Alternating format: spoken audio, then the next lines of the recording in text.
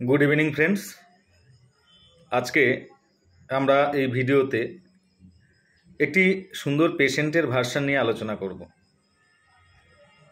আর দেখুন, আমাদের চেম্বারে প্র্যাকটিস জীবনে মাইন্ড টেকনিকে পেশেন্টের ভার্সন, ছোট ছোট কথা খুবই গুরুত্বপূর্ণ। আমি আমার এই চ্যানেলে রুব্রিক নিয়ে আলোচনা করি, কেস টেকিং নিয়ে আলোচনা করি, কিন্তু এবার থেকে আমি মাঝে মধ্যে আপনাদের সঙ্গে পেশেন্টের ভার্সন নিয়ে ছোট ছোট কথাকে আমরা কিভাবে রুব্রিকে কনভার্ট করতে পারবো সেগুলো নিয়ে আলোচনা করব। এগুলো কিন্তু খুবই গুরুত্বপূর্ণ।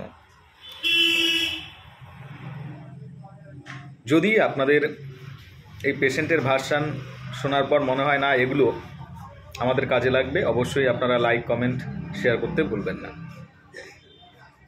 একজন পেশেন্ট আপনার চেম্বারে এসে বলছে, ডাক্তারবাবু আমার শরীরটা খুব খারাপ। আপনাদের এই হোমিওপ্যাথিক লাইনে যদি থাকে কিছু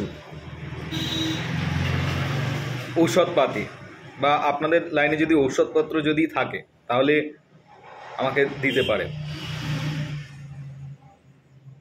আরেকটি পেশেন্ট চেম্বারে এসে বলছে, ডাক্তারবাবু আপনাদের লাইনে কি ওষুধপত্র হবে এই রোগের?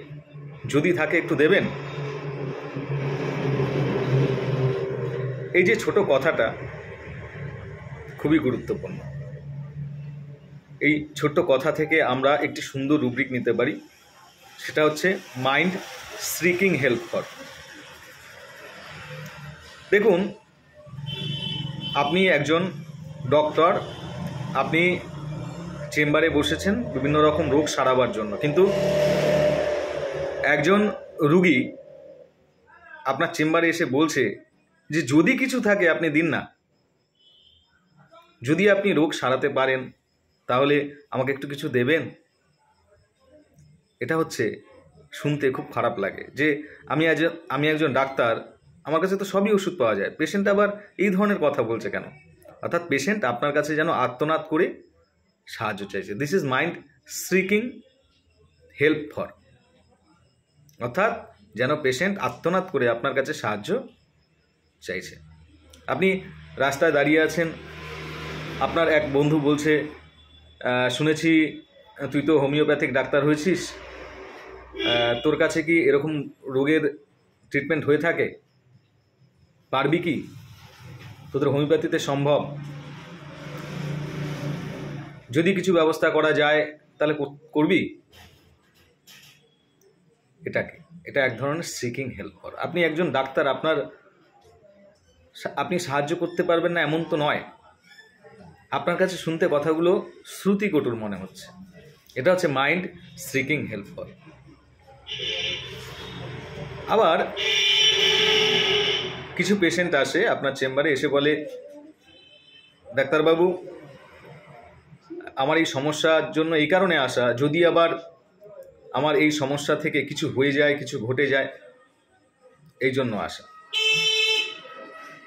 এটা হচ্ছে mind complaining injury of imaginary.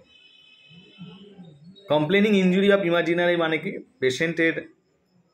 Patient ভাবছে যে তার একটা কাল্পনিক আঘাতের কথা, অর্থাৎ এই রোগটা থেকে আমার ভবিষ্যতে কিছু হয়ে যেতে পারে।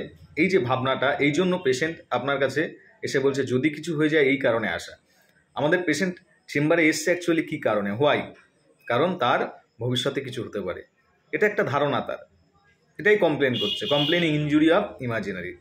এই কথাগুলো আপনারা বারবার শুনবেন, বারবার মনে হবে যে একই কথা কেন বকবক করছে, কিন্তু এইগুলোই আপনার প্রত্যেক দিন চেম্বারে লাগবে। এরকম আমি ছোট ছোট ভার্সন নিয়ে আপনাদের সঙ্গে আমি হাজির হব মাঝে মাঝে। ভালো লাগলে অবশ্যই লাইক, কমেন্ট করতে ভুলবেন না। কেমন? বাই।